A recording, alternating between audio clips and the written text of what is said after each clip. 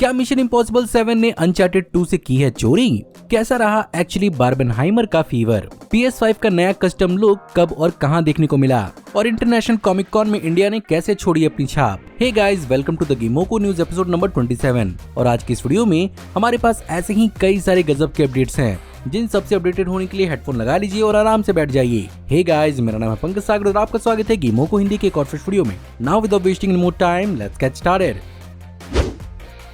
तो चलिए इस हफ्तों की खबरों की शुरुआत करते हैं मिशन इम्पॉसिबल डेड रेकनिंग से, जहां पर एक्चुअली 2009 की प्लेस्टेशन एक्सक्लूसिव गेम अनचार्टेड 2 की कुछ सीन्स को यहां पर इस गेम के को डायरेक्टर ब्रूस स्ट्रैंडी ने mission impossible dead reckoning part 1 के कुछ सीन से कंपेयर किया है। एंड ऑफ कोर्स ये चीज यहाँ पर क्लियर हो जाती है कि क्रिस्टोफर मैक्वारी ने एक्चुअली इस गेम से कई सारे इंस्पिरेशन लिए थे। और प्रीवियसली यहाँ पर क्रिस्टोफर मैक्वारी ने ओपनली इस बात को एक्सेप्ट किया था कि वो मिशन इम्पॉसिबल मूवीज के लिए कई सारे अनचार्टेड गेम से भी इंस्पिरेशन लिया करते हैं। इसके अलावा चलिए बात कर लेते हैं डीसी कुछ खबरों के बारे में, जहां पर सबसे डिसअपॉइंटिंग खबर तो ये है कि यहाँ पर फ्लैश का थियोरेटिकल रन कंप्लीट हो चुका है और यहाँ पर इसने एक्चुअली 2011 की Ryan Reynolds starring Green Lantern से भी कम कमाई की है। जहां पर जैसा कि अपने इंटायर रन में ग्रीन लैंटर्न ने $116 मिलियन कमाए थे, यहाँ पर फ्लैश ने सिर्फ और सिर्फ $106 मिलियन कमाए हैं। अगर मैं अपनी ओपिनियन दूं तो मेरे हिसाब से ग्रीन लैंटर्न और द फ्लैश में जमीन आसमान का अंतर है। और मेरे हिसाब से फ्लैश कम से कम फाइनेंशियली और मेरे हिसाब से फ्लैश तो कम से कम फाइनेंशियली इतना कम डिजर्व नहीं करती थी। इसके अलावा अगर बात ब्लू बीटल की जाए तो यहाँ पर ब्लू बीटल का ऑफिशियल रन टाइम डिक्लेयर किया गया है, जहाँ पर ये मूवी एक्चुअली 2 घंटे 7 मिनट की होने वाली है। साथ ही साथ इस मूवी को लेकर इस मूवी के फिल्म मेकर्स ने एक्चुअली 2 दिन की रीशूट की मांग की थी, जो वार्नर ब्रोस की तरफ से एक्चुअली अब रिजेक्ट कर दिया गया है। इसके अलावा रिसेंटली अभी खबर निकल कर आई है कि सैग एफ्ट्रा के स्ट्राइक के इफेक्ट के बाद शायद वार्नर ब्रोस इस मूवी को डिले करने का प्लान बना रहा था और मोस्ट प्रोबेबली इस मूवी को अगले साल रिलीज किए जाने का प्लान किया जा रहा था, बट अल्टीमेटली वार्नर ब्रोस ने इस चीज को नहीं किया। इसके अलावा जेम्स गन की तरफ से 2 खबरें निकल कर आ रही हैं, जहां पर सबसे पहले उन्होंने क्लियर किया कि creature commando series actually modern day पर बेस्ड होगी और शायद कॉमिक बुक की तरह ये किसी पुराने जमाने की कहानी नहीं होगी। इसके साथ साथ उन्होंने इस बात को भी डिबंक कर दिया है कि डेनियल क्रेग को एज लेक्स लूथर नए डीसी सिनेमैटिक यूनिवर्स के अंदर कास्ट किया जा रहा है। इसके अलावा एक्वामैन 2 की तरफ से खबर निकल कर आ रही है। जी हाँ, ये मूवी अब तक लाइन में है और इस मूवी को अपेरेंटली तीसरी बार रीशूट किया जाना है, जहां पर एक्चुअली ये मूवी 18 महीने से पोस्ट प्रोडक्शन में लटकी हुई है। इस मूवी की एक्चुअली पहले भी स्क्रीनिंग हो चुकी है, जो लोगों को कुछ खास पसंद आई नहीं थी। साथ ही साथ इस मूवी से एक और खबर निकल कर आ रही है कि यहाँ पर बेन एफ्लेक के बैटमैन के कैमियो को एक्चुअली इस मूवी के अंदर पूरी तरह से हटा दिया गया है। इसके अलावा चलिए बात कर लेते हैं मार्वल सिनेमैटिक यूनिवर्स के बारे में भी, जहां पर सबसे पहले सीक्रेट इन्वेजन के बारे में पता चला है कि वो एक्चुअली $212 मिलियन के बजट पर बनाया गया है।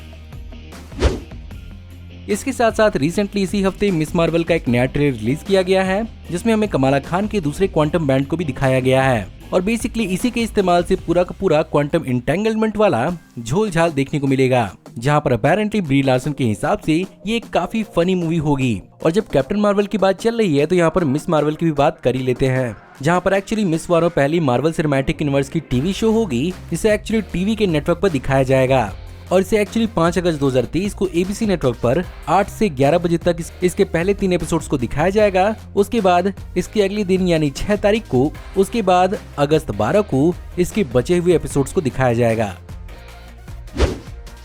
इसके अलावा मिस मार्वल की कहानी अभी यहीं पर खत्म नहीं होती। रिसेंटली इस बात को भी अभी क्लैरिफाई किया गया है कि मिस मार्वल के हर एपिसोड को एक्चुअली प्रोडक्शन के बीच में रीराइट किया गया था, जिसके कारण ही शायद ये वन ऑफ द रीजन हो सकता है कि इस सीरीज को उतना अच्छा रिसेप्शन नहीं मिला हो। इसके साथ साथ इस शो के एक राइटर AC ब्रैडली ने डिज्नी को एक्चुअली कॉल आउट करते हुए ये बोला है कि उन्हें उनका अब तक राइटर्स नेटवर्क रेसिडुअल फी नहीं पे किया गया है, जहां पर उन्हें अब तक उनके 3 एपिसोड्स के क्रेडिट को पे किया गया है, लेकिन उनके स्क्रिप्ट की फीस उन्हें अभी तक नहीं मिली है। हाँ तो भैया चलिए अब बात कर लेते हैं ओपेनहाइमर के बारे में, जहाँ पर ओपेनहाइमर एक्चुअली क्रिस्टोफर नोलन के करियर की सबसे हाईएस्ट रेटेड मूवी बन चुकी है। जहाँ पर रिसेंटली क्रिस्टोफर नोलन ने भी इस बात को एक्सप्लेन किया कि आखिर उन्होंने किलियन मर्फी को ही इस कैरेक्टर के लिए क्यों चुना। और उनके हिसाब से जब उन्होंने अमेरिकन प्रोमीथियस नाम की किताब पढ़ी थी, जो बेसिकली रॉबर्ट जे ओपेनहाइमर की लाइफ और उनके वर्क पर ही बेस्ड है, उन्हें इसकी बुक के कवर में दिखा हुआ उनका फेस किलियन मर्फी को कास्ट करने का एक बहुत बड़ा इंस्पिरेशन बना। साथ ही साथ इस मूवी की काफी ज्यादा तारीफ हो रही है, जहां पर बहुत सारे लोगों ने रॉबर्ट डाउनी जूनियर की स्पेशली एक्टिंग की काफी अच्छी खासी तारीफ की है और बहुत सारे लोग उन्हें ऑस्कर के लिए रूट भी कर रहे हैं। साथ ही साथ as of recording this video इस मूवी के ओपनिंग बॉक्स ऑफिस का प्रेडिक्शन तकरीबन 50 से 72 मिलियन डॉलर्स का है। वहीं पर अगर बात की जाए बार्बी की, तो बार्बी भी ओपेनहाइमर के सामने काफी मजबूत दिख रही है। साथ ही साथ यहाँ पर मार्गो रॉबी और रायन गॉसलिंग की बार्बी और केन के पोर्ट्रेल की